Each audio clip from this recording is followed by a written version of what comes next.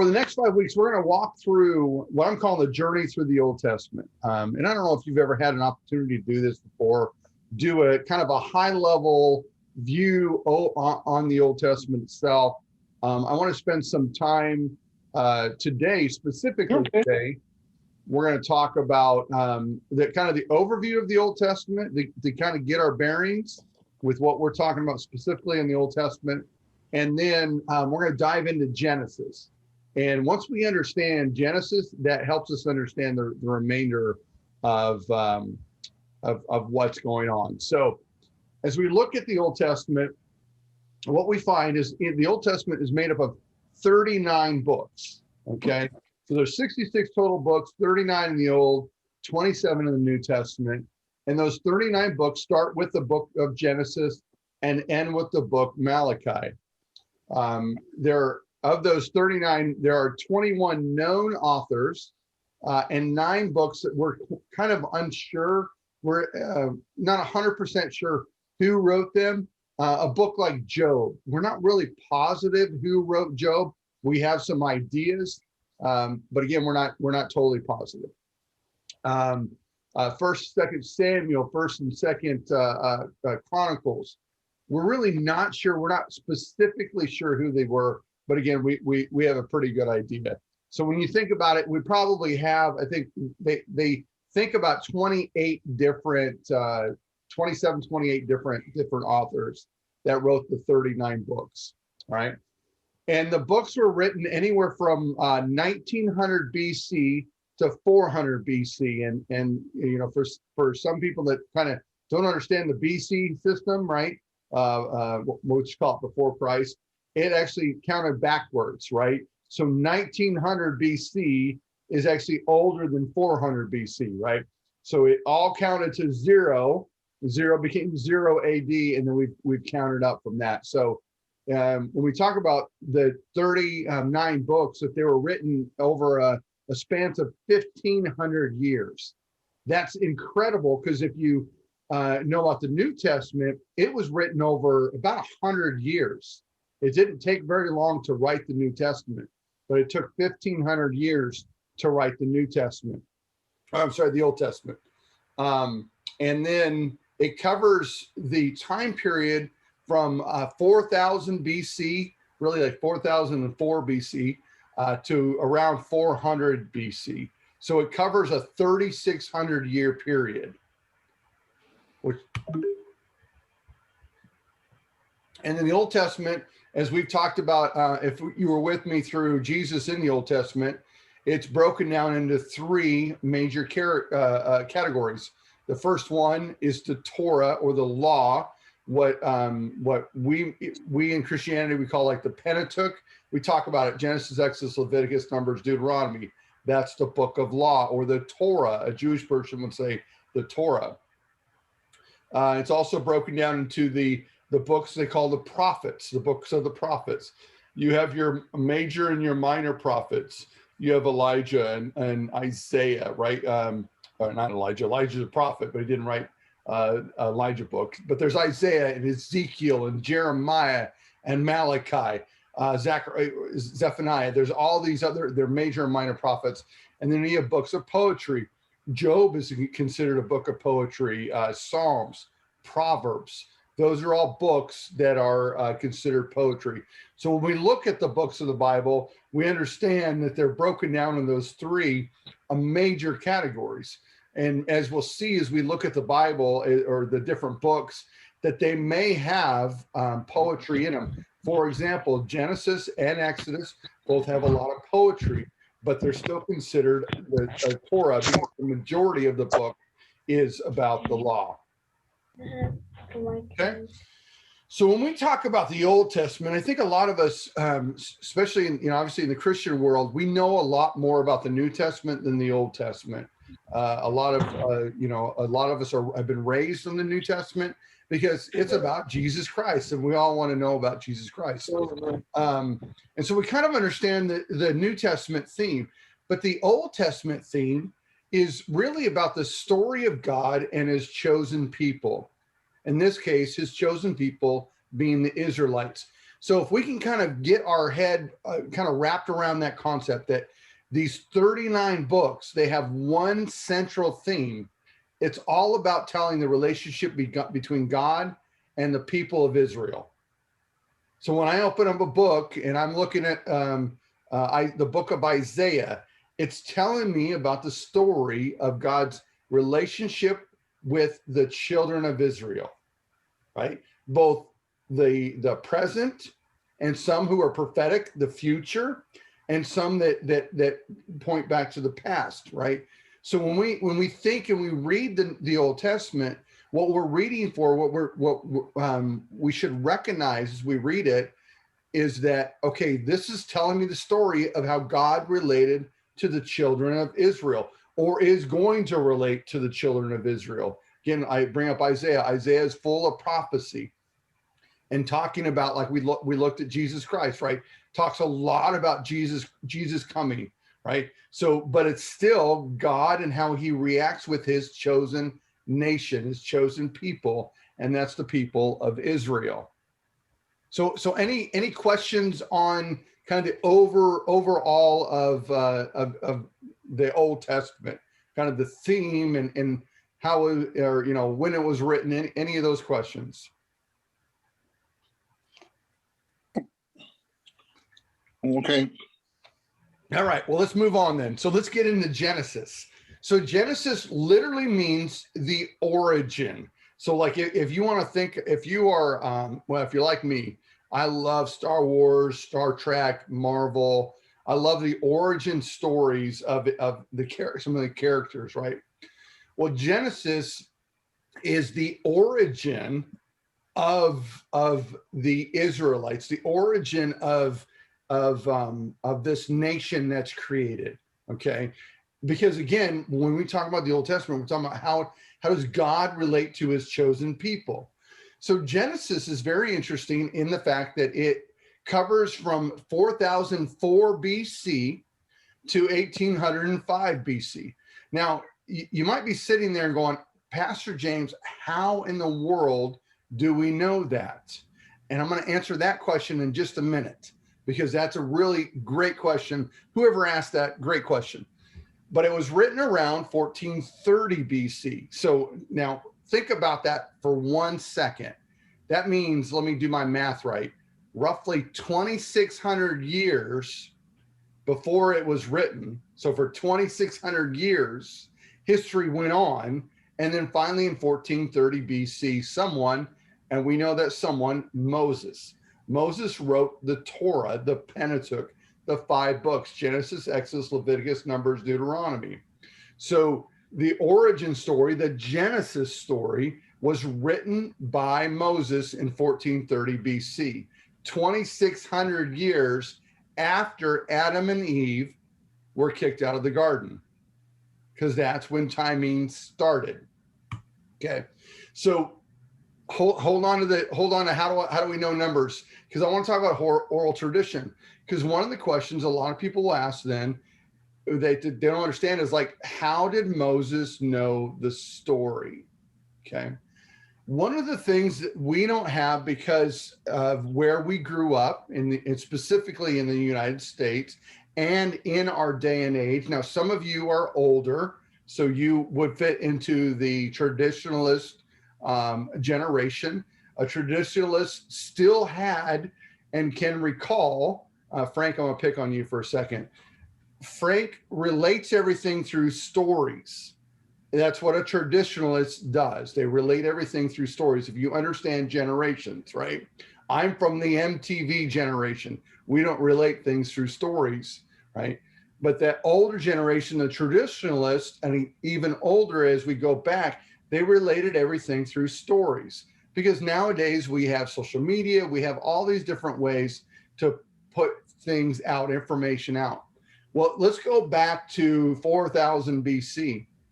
Adam and Eve are kicked out of the garden, right? They begin to have children, life begins, right? In this concept. So how does Seth, who's Adam and Eve's child, and there's Cain and Abel and stuff, right? So how does he know the story? Well, Adam told him the story. And this is how it began, with the oral tradition.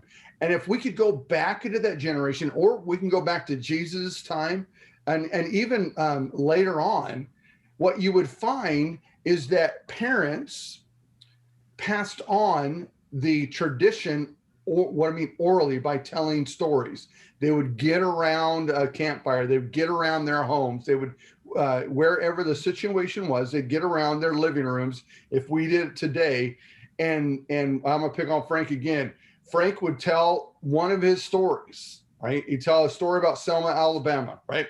And about the water. He's told me the story, so I'm gonna pick on you about the water fountains. There was one for one culture, there was one for the other culture, but they came together. They got the water from the same source, right?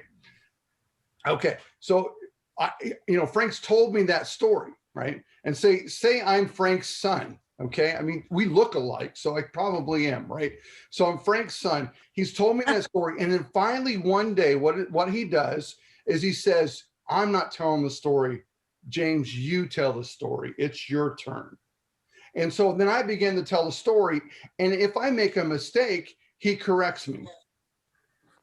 Does that make sense? And because I say, well, one of the water fountains had water coming from one source, and another one had it from another source. He said, no, they came from the same pipe, right? He would correct me, and I would tell the stories over and over again, and he would ensure that I had those stories down pat. That by the time of his death, I knew the stories perfect, that there was no breakage. Because we got to remember, in this time, 4000 BC, and even into Jesus' time, the written word was very, very difficult to get. So they passed everything down by oral tradition, right? So again, parent would send it down to the kids and the grandkids, and that's how they taught. They didn't, so when we look at Moses and we ask, well, Moses, how did Moses know the Genesis story? Well, he sat down with his father, who sat down with his father, who sat down with his father, who sat down, right, all the way to Adam, and they told the stories over and over and over again. And that, because there was no TV, there's no radio, there's no social media, that's how they did things. And for some of you in the older generation, you could still tell us the stories of your parents, the stories of your grandparents. My generation has lost that. We don't have those. We don't have that passing down, right? So when we look at Moses and we wonder, well, how did he get all that information? How did he understand Genesis? We're talking 2,600 years of storytelling, right? And when I say the word story, I'm not talking about a make-believe thing. I'm talking about real narratives that happened, but it was around the fire, and they would say, Grandpa Frank, tell me the story again. Tell me one more time. I love hearing that story, right? And they would go over and over and over again. And even after Moses's time, which is really interesting when you think about it, Moses's generation would continue to tell the stories. And these young children in the Jewish nation all the way through knew the stories. That's why when we go all the way in the New Testament, you have like Jesus and the other disciples, and then actually any Jewish male, he knows the Torah. He's memorized the Torah. By the time of his bar mitzvah, by the time he's 13, he's memorized it. And he's not memorized it because he's read it, because he didn't have, they didn't have parchment. They couldn't afford the scrolls, right, to have in their homes. They memorized it because they were told the stories over and over and over again, right? So major stories, the book of Genesis, right, can really be broken down into 7 major stories, right? And obviously the first one is Adam and Eve, that the origin, right? The beginning of life, okay? And then from Adam and Eve, you've got Noah, the Tower of Babel, Abraham, Isaac, Jacob, and then Joseph, right? And Joseph in Egypt. And that's where Genesis ends, with the children of Israel in Egypt. So it starts with Adam and Eve, or starts technically with creation of the world, right? The creation of everything. And then it ends, Genesis ends with the children of Israel now in Egypt, the death of Jacob and the children of Israel in Egypt. And it's important to understand that because, again, what's the theme of the Bible? The Old Testament. It's about how God relates to the children of Israel, his chosen people. And so Genesis sets up for us a movement from really Adam, right? But we're going to talk about Father Abraham. He had many sons. Many sons had Father Abraham. I am one of them, and so are you. You guys remember that song? So let's all praise the Lord, right arm left. No? Okay, maybe I'm the only one. That's what I grew up with, this song, right? But the Bible starts, or the Genesis story begins to transform at Abraham. Okay, so you've got Adam and Eve, you've got Noah, you've got the Tower of Babel, right? And it's kind of a generalized life is just going on, and then all of a sudden God breaks into history, and he finds a man named Abram and tells Abram, I want you to leave from where you're at, and I want you to go somewhere else, and you're going to be the father of many nations, right? The whole of Genesis takes a huge turn at this point from looking at people to looking at Abraham. And from here on out, we are focused on Abraham, okay? We're focused on the story of Abram and the generations that would follow Abram, okay? So I've got a genealogy here because genealogy is so very important. And in fact, that's the answer to how we know 4004 BC. Because if we read the genealogy of the people of Israel, what we'll find is they'll tell us how old they were. It'll tell us how old they were when they had their children, and then how old they were when they died. So what they were able to do is just count backwards. Well, so-and-so has his child at age 30, right? And so he would have been, they count back on the birth and all the way back. So they were, and that's the crazy thing, right? I don't know if you've ever done a genealogy study of yourself. My Shulker line, I can't go past the late 1800s. My Cunningham line, which is my mother's side, right? I can go all the way to 400 AD. I go really, really far. But think about these guys. They're able to go back all the way to Adam. Wouldn't that be amazing? To be able to draw your lineage all the way back to Adam, because you know how it went through, right? So you've got Abraham here. And again, as we talk about this, again, it's this major shift.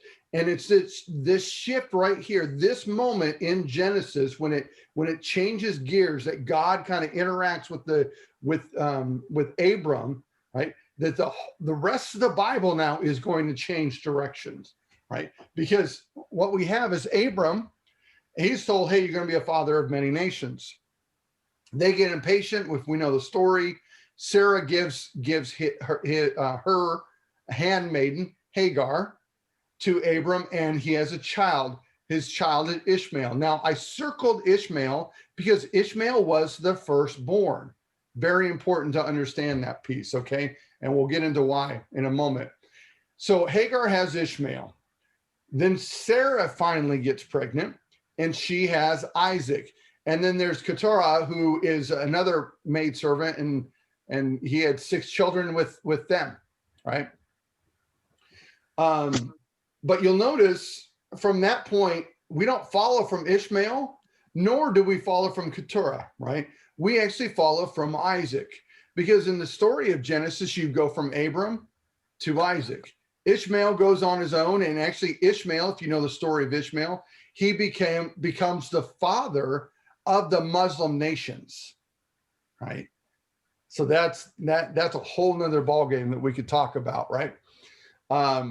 But it's very fitting to understand the hatred there is between the Muslim nation and the nation of Israel, right? And so we go from Abraham to Isaac. Isaac has a wife, Rebecca. Rebecca has two children, has twins, okay? Esau, who was the firstborn, and then Jacob, the secondborn, okay? And then from there, we're going to go a little farther. We again, even though Esau is the firstborn, the Bible does not follow Esau's lineage.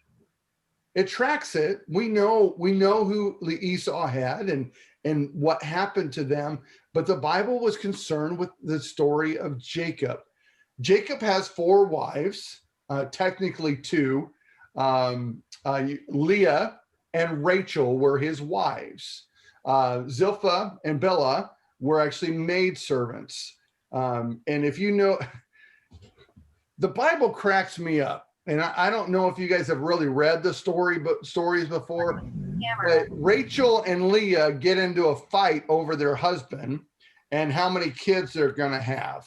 And at one point, Rachel buys Leah buys from Rachel Jacob for the night by giving her mandrakes, which is like a fruit, right?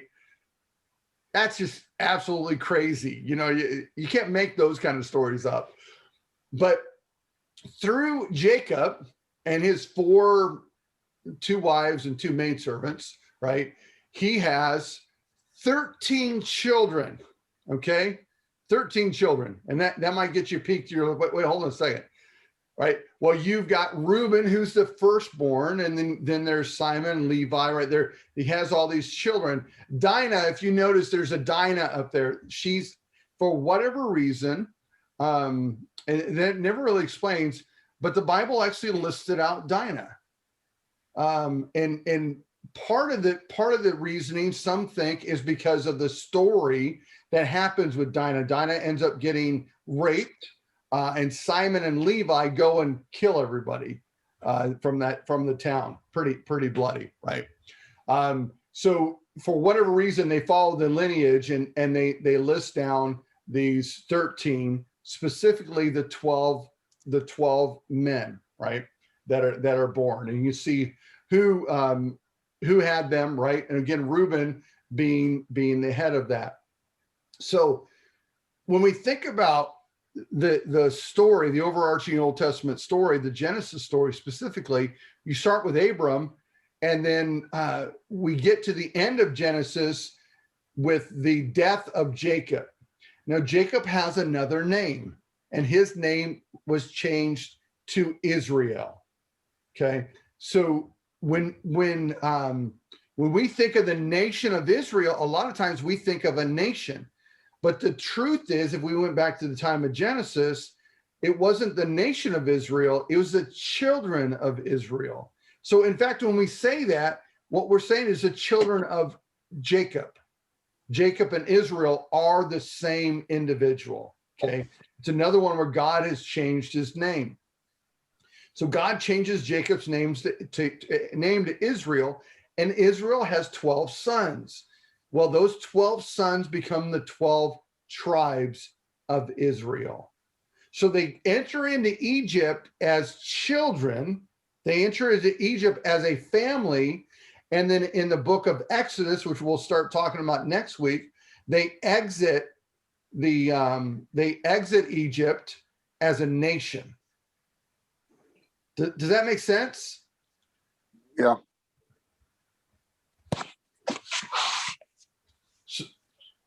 So when we think about the genealogy story, we think about why is this so important? Okay.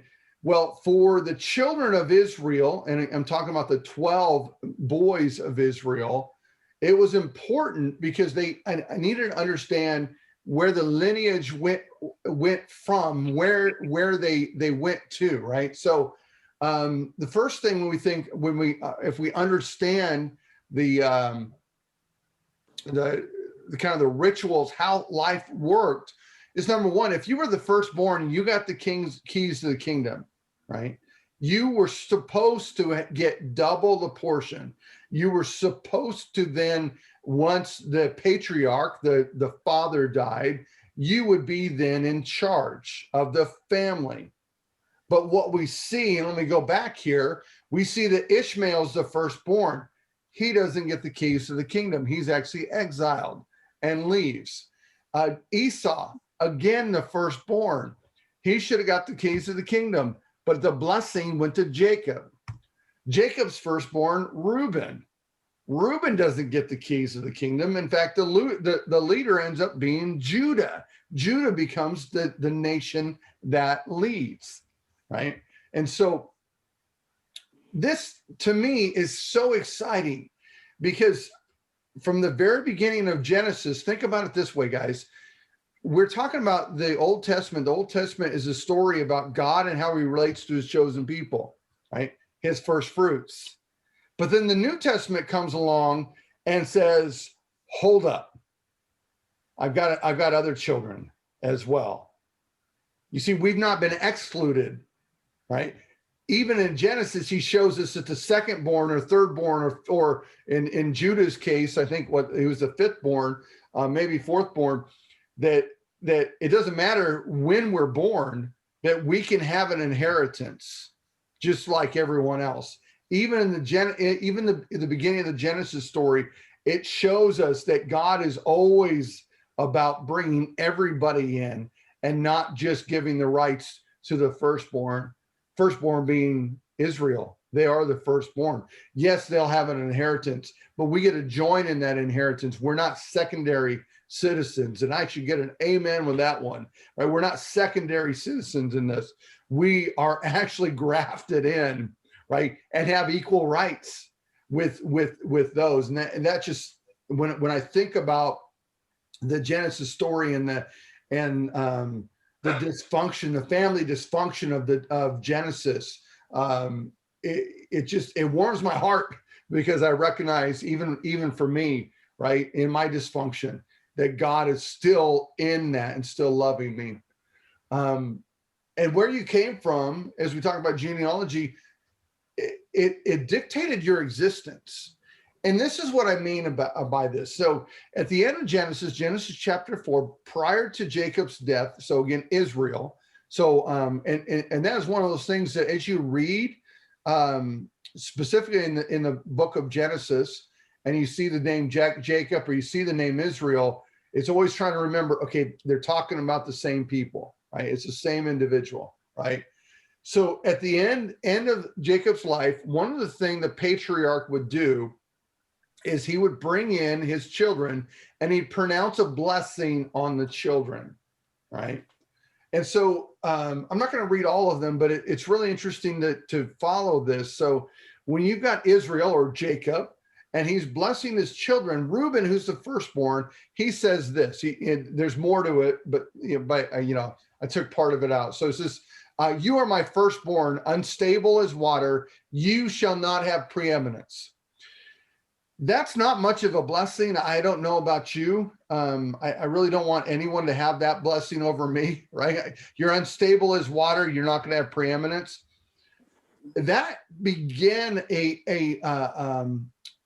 an overarching story for the clan of Reuben, because remember, at this point, they're just a people. They're just a family. They're not a people. I'm sorry. They're just a family. But we end up going on from here on out. When we get into Exodus, what you're going to start seeing is the clan of Reuben, or the Reubenites. You guys remember that? Have you ever heard that before? The Reubenites, the tribe of Judah, right?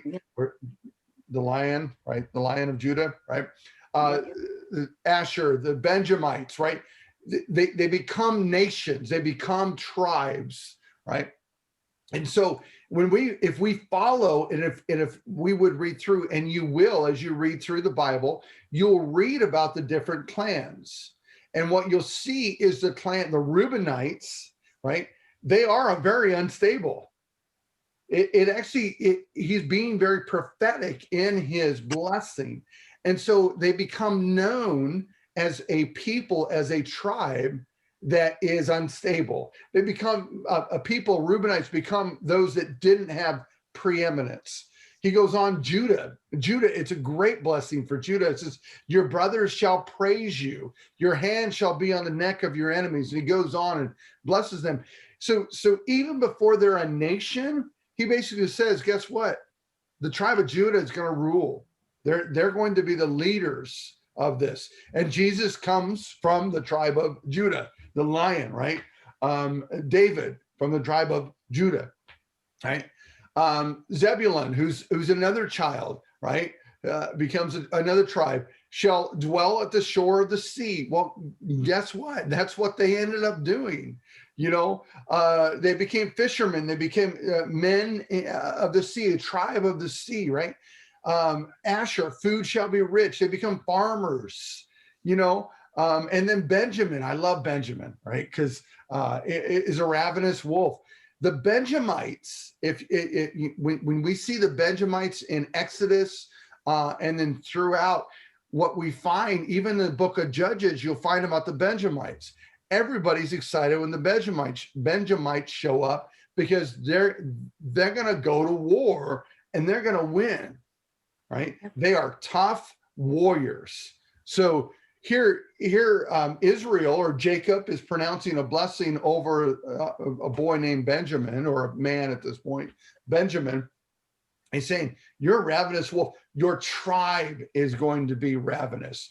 So, you know, if I went back into history and I was able to draw my lineage to Benjamin, I would understand, oh, I'm a mighty warrior. That's who I am, right?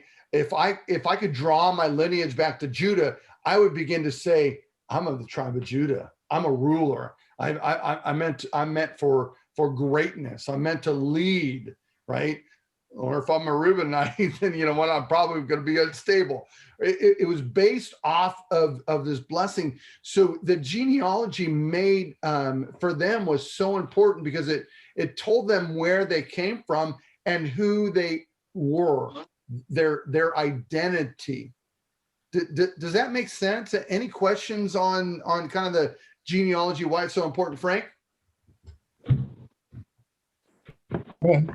Explain it to me now why I am the way I am.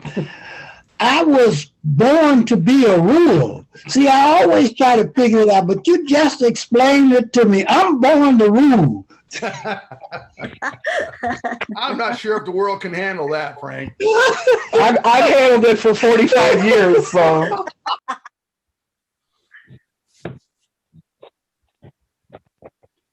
Any other questions kind of on the genealogy? Does that help? Does that kind of make sense? Because again, the reason we need to understand that is that as we read through, you're going to read the stories of these tribes. That's what I wanted to ask you about.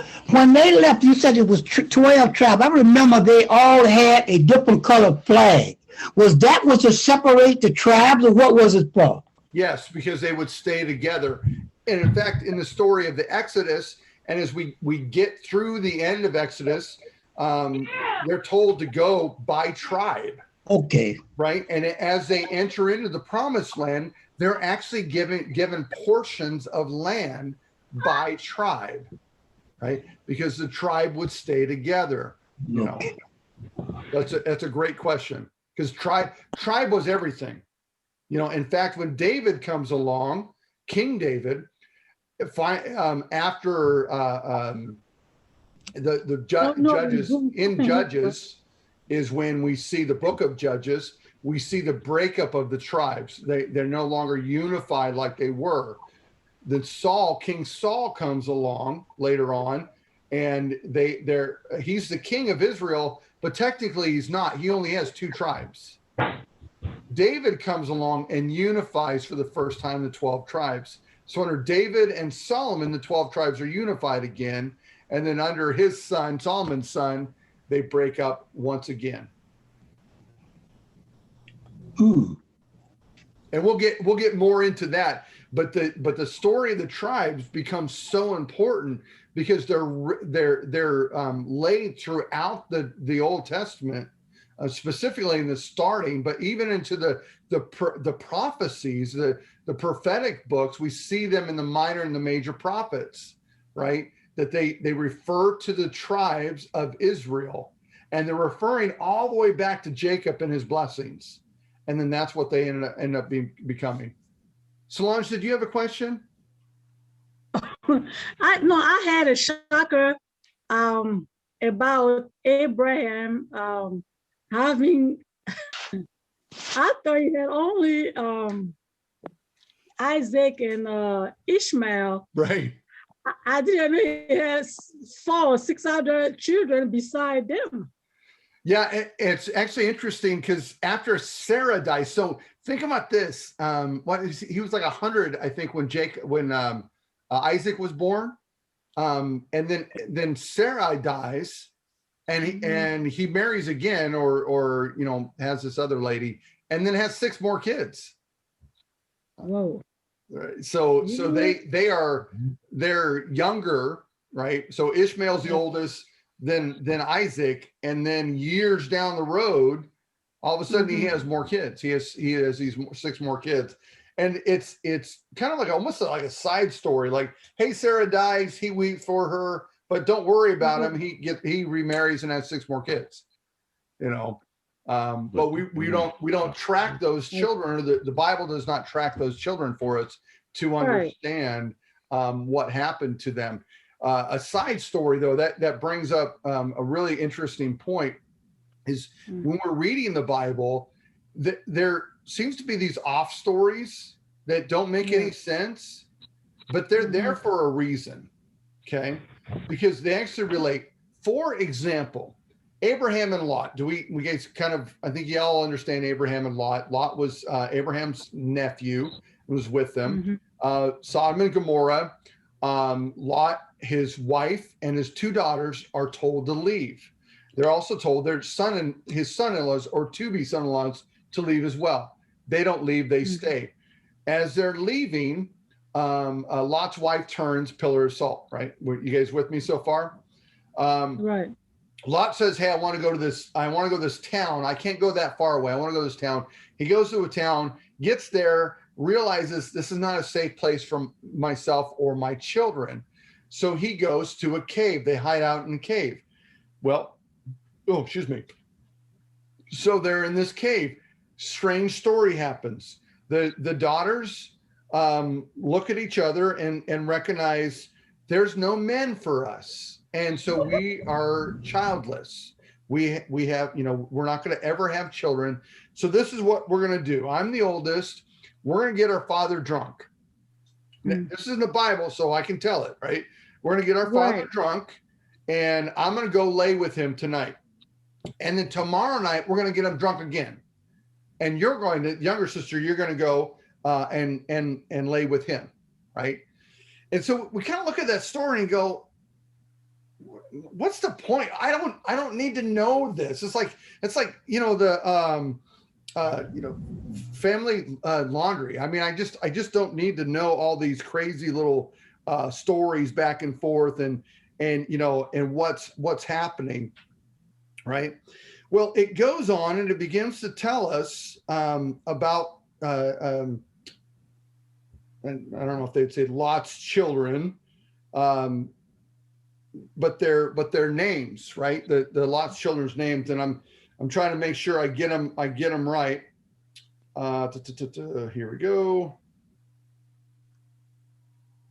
So I'm in Genesis chapter 19. If you want to read the story for yourself, and because I'm not making it up. It says this in verse 37: the firstborn bore, so the oldest daughter bore him a son called Moab. Okay, and the younger son. Or the other bore him a son called Ben Ami. All right. So you're like, well, what does that mean? Again, side stories make a difference. Well, Moab becomes the tribe of the Moabites. Ben Ami becomes the tribe of the Ammonites. These 2 tribes become thorns in the side of Israel. Right. So as we read the Exodus story, we start reading about the Ammonites. We start reading about the Moabites. The Bible tells us exactly where they came from. They came from the evil that happened between Lot and his daughters. Now, it wasn't Lot's fault. He shouldn't have got drunk, but he didn't know what was happening at the time. Right. So these off stories that we have sometimes we need to pay attention because those individuals, and I love how Genesis 19 actually tells us they become the tribe of the Ammonites, they become the tribe of the Moabites. But we need to pay attention and kind of put those in the back of our mind, because like when we read again, we're going to start reading about the Ammonites. We're like, well, who are they? Well, they're Lot's children from his daughter, right? From his daughters. So a lot of times, again, when we're reading the Bible, these side stories aren't just for our amusement or confusion. You know, they're trying to tell us where the people came from. In this case, where the people came from, or it's trying to give us a little pre-knowledge, you know, so that when we get to that part of the story, we remember something, right? Back. So, and not only is Genesis full of that, but the Bible in totality, it's in total, right, is actually full of that. So when we look at Genesis again, we look, there's a section from Adam to Abraham, right? And then Abraham to a nation, right? So we go from a man to the nation of Israel. And that's where we pick up Exodus, right? And so reading through the book of Genesis, again, because it covers such a long span of time, 2,600 years, right? When we read through the book of Genesis, we see God's movement from the God of the world to saying, I'm a God of a man, Abram, to I'm now the God of a nation. This is my chosen nation. So it was chosen Abram and then a chosen nation, right?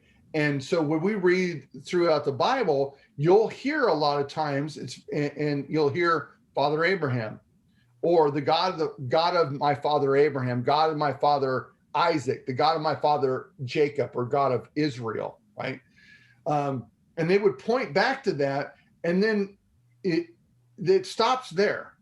They never say the God of Reuben, right? And the God of Israel, the God of Isaac, the God of Abraham. It's always Abraham, Isaac, Jacob, or Israel, depending on you know, most of the time they'll refer to him as the God of Jacob. Right. So there's this massive movement, and so much happens in these chapters. And again, it all ends, and it's, to me, it's so interesting that Genesis ends with the death of Jacob, the death of the last individual that God is going to specifically be with, right? He was specifically with Abraham. He was specifically with Isaac. He was specifically with Jacob. And then Jacob dies, and God says, okay, now I'm with the 12. This nation of 12. And then throughout the remainder of Genesis, he's with the nation of 12. That's how he relates through the Old Testament. And then Matthew happens, right? And God is now, I'm with you all. I'm Emmanuel, God with us.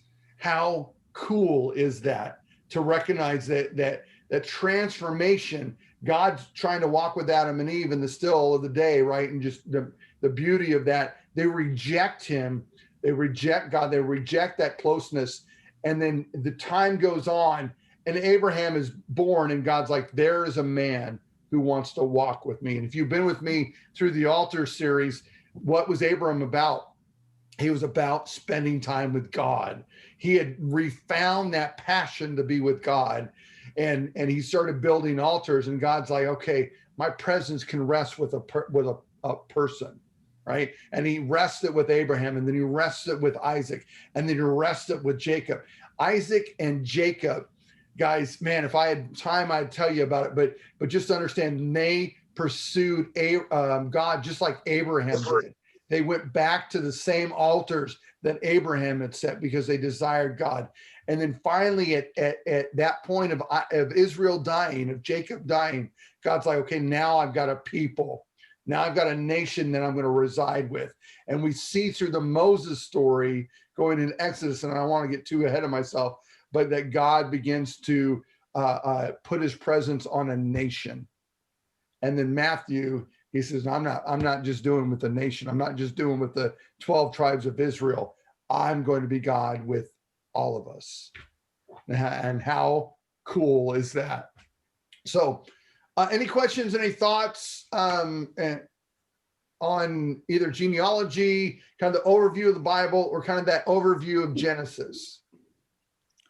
Pastor, what happened to Esau? That's a great question. And I should know that off the top of my head, but I don't. Give me a second. So when did, can you see when did marriage, like a ceremony, take place Officially. that says you are now a man and wife, like that? Can I repeat your question? Or What he wants to know is, it seems like there was no official wedding or marriage, like a ceremony, like we have now on paper. Okay, what he wants to know is, when did that start to become like official, instead of having all these different, yeah. Like, Well, they did make it official. In fact, we can go back and look even in the earlier times. Now their ceremony was the consummation time, right? That was the signing the papers, if you understand what I'm saying. He went, it talks about he took Rachel into his, Rebecca. He took Rebecca into his mother's tent, is how the Bible would say it, right? So talking about Isaac taking his wife into Sarah's tent, and that was the consummation of the marriage, right? Okay. So it's Donovan, the Edomites, right? That's Esau. Esau became the tribe of the Edomites, and again, the Edomites became the individuals that, again, were like the Ammonites, the Moabites. In fact, when we hear the ites, just recognize they're not good for the Israelites, right? Any other ites, Hivites, Jebusites, right? They become a thorn. So the Edomites, who actually come from the tribe of or the lineage of Esau, right? Who was, to your point, the original ones that should have, from Isaac, should have had the lineage, but there was a deceit that happened. The Jacob story is really interesting, how deceitful he was. But they become a thorn, the Edomites, and we'll read about the Edomites in Exodus and then on throughout, and what they do and how they interact with and actually trick the Israelites, which is kind of a reversal of what Jacob had done to Esau. Good Pastor, question. Yes. yeah. Also, when they talked about Jacob's son, we know Rachel, Joseph and Benjamin are from what's the mother name? Rachel. Right. Right. But the other son, I always thought that they were from what's the name? Leah. His first, yeah, Leah. Right. And I never knew that he had two side, girlfriend or yeah. So it's his wives. It's yeah. I mean, it's a really interesting story because if we understand the Jacob story, Jacob gets duped, right? He goes to work for his father-in-law, right? Yeah. Or soon to be father-in-law, and he's working 7 years. He says, okay, I'm gonna work 7 years and you're gonna give me Rachel. Okay. Mm-hmm. So it works 7 years, and they have the marriage ceremony, Frank, which is a party, and to consummate the marriage, he goes in, again, he's drunk. He goes in, he sleeps with Leah. Right. He wakes up in the morning and he's like, what in the world? Who are you? Right. Leah was not very pretty, by the way. He said that she had weak eyes, as how they said it. So he goes to the father-in-law and says, hey, I served you for the younger. I served you for Rachel. He says, that's not how it happens. Right. So he serves him another 7 years. There's all this stuff that goes back and forth. But to get to Solange's point, so one of the things it says is that God blessed Leah because she was hated by her husband or not loved by her husband. So he Right. opened her womb, but he shut Rachel's womb. So Mhm. Rachel did not have children, could not have children. So Mhm. Leah begins to have children, Reuben, Simon, Levi, and I think Judah. I think Judah's the last one that she had. And then Rachel's like, no, I can't do this anymore. I can't have children, but you know what? My maidservant Zilpah can. So she gives Zilpah to Jacob, and Jacob goes in and lies with her, and she has Gad. And Leah's like, well, I ain't gonna have this, so I'm gonna give you Bilhah.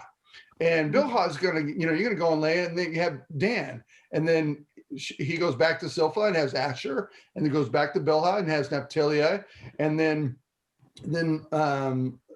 all of a sudden Leah begins having children again, right? And then finally Rachel is blessed and has Joseph, and then later on, some years down the road, actually has Benjamin, and then dies in labor. So Benjamin was actually the last child born to any of the four, right?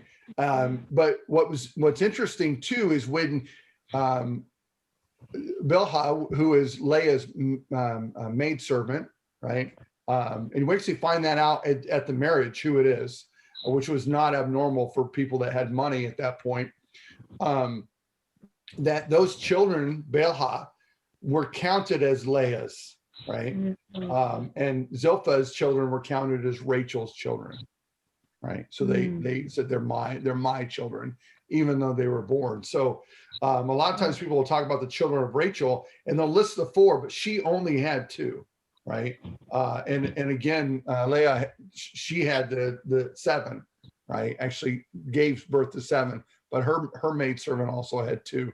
There was this fight, right, between the two because Rachel was loved, Leah wasn't loved, and so the fight. And in that day and age, it was not abnormal. Whoever had the most children was the most blessed. Yeah. Right?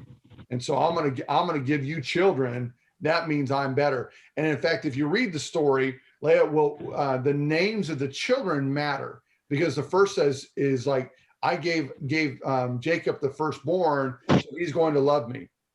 Right. And then I gave him Simon, he's got to love me. I gave him Levi, he's really got to love me. And then Judah comes along and she says, I don't care anymore. God loves me. Right. It's a really beautiful, as you read the names of these four children and how she was trying to get love from her husband to finally recognize, I don't need the love from my husband. I have the love from God.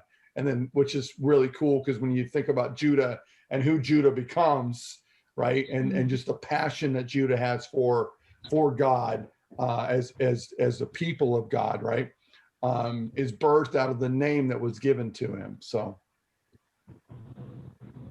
Yeah. it's crazy, I know. right? When we read the Bible, there's so much stuff going on, right? And some of these stories are just, we can get kind of lost. And I think that's why it helps to understand why genealogy matters so much, why the ancestry of the peoples matter so much, why they're named that way, why they were blessed and what they're going through, right? And because again, from now on, Exodus through Malachi, we're talking about the tribes of Israel and how they were blessed and who they are, because they stay in character with who they are. Yeah. Any other questions? Yes. Do we Hi, know? Stacy. Do we know, like, if the years are the same calendar years we're using? Like, do we know, like, estimated time frame a year was to them? Because they lived like 400 years. Right. So the Jewish calendar is a little different. It doesn't have the 365 days. It's 363 or something like that. Don't quote me on it. It is shorter, right? It's a little different. So a year is basically a year. It's so minuscule in the fact, right? And so when they talked about a year, they really meant a year. And in fact, Okay. our current calendar, which is what the Roman calendar, I think, was created in that point, based on the seasons and the timing, more scientific. But at the end of the day, yeah, a year meant a year. And you're probably getting, I'm gonna get to where I think you're trying to get to, is did they really live as long as they lived? Right? Yes. Did they really mean that Methuselah lived 900? They really meant that. Oh, wow. And the reason we know that they meant that is that God comes in at one point, and I should know this, but sometimes I got so much stuff going on in my head, I can't remember exactly where, but God says man's numbers shall be, and he sets a time limit for man's life at 120 years and begins to bring that down, right? So when we read about those years, 900 years, 700, 800, he had kids at 130, or, Abram at 110, he's having children, right? Did they really? Yeah, they really did. But we see as time moves on and then God shortens that time frame, right? We begin to recognize that. And one of the cool things is in the book of Genesis, near the end of Genesis, that Jacob is presented to Pharaoh. And this is one of those points that tells us that God had blessed that nation, or blessed those people with exceedingly long life, because Pharaoh looks at him and says, basically, how old are you? Like you're ancient, and I want to say he's 130. I just read it. I should remember, but he was very, very old, and they weren't used to that people could live that long. So there was something to do with that nation and the blessing of God on those people, that they were given exceedingly long life. And what's really interesting is that at the turn of Genesis to Exodus, that long life, because again, that's when God had basically said your life is going to be shorter, stops, right? And then all of a sudden they begin to live, I would say, normal lives. We find, like in David tells us that the priests can only they start working at 20, and then they're retired at 40, because of their age, they're not going to live that long. Well, before that point, Moses was 80 when he went to Egypt, and so, that was really old at that point.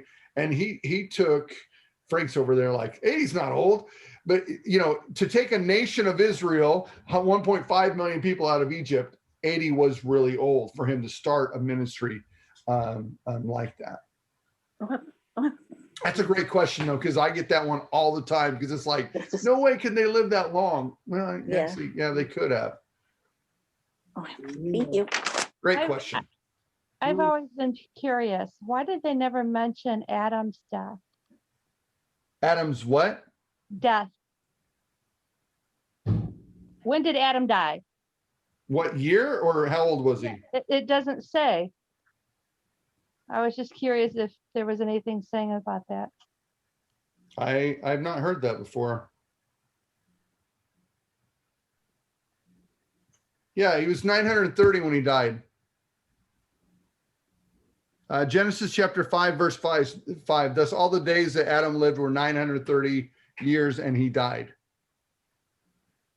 Okay, I've just overlooked it. Sorry. Yeah. Hey, there's plenty in there to be there. Yeah. So he did die. Now there is someone who didn't die. I don't know if you guys know him off the top of your head. Anybody know him off the top of your head? Enoch. Oh, okay. There we go. Enoch, right? Okay, we got two gold stars right there. Yep, he never died. God. Okay.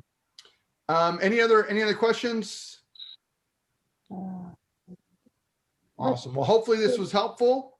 Again, so next week we're going to kind of dive into Exodus, and we're going to move a little faster through the Old Testament now that we have kind of the base. Okay, Mike has a question.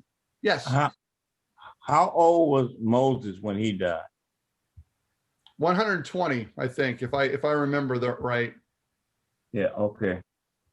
Because it was basically like for him 40-year time period, right? 40 years in Egypt, 40 years in the desert, being a shepherd, and then 40 years. Deuteronomy 34:7. Moses was 120 years when he died. His eyes were undimmed and his vigor unabated. And he had all his teeth. He had all his teeth. Good one, Mike. That's right.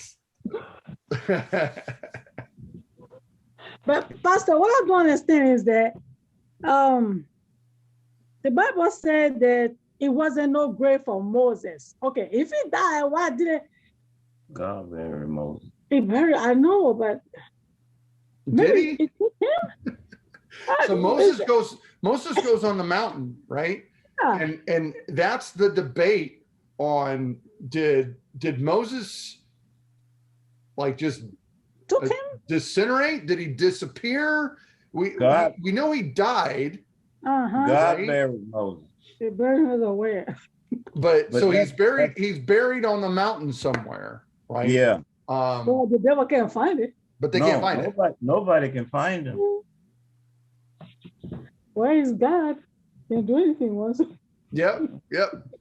Well, he had said, and it talks about the relationship of God with Moses, that he would talk to Moses as a man would face to face, right? He was called a friend of God. And so when we see that, it's like, it was only really fitting that God would actually bury Moses. Right. That was such a touching moment because they had spent so much time together. Moses was like a man, to me, like a man like Abraham that just desired to be in God's presence.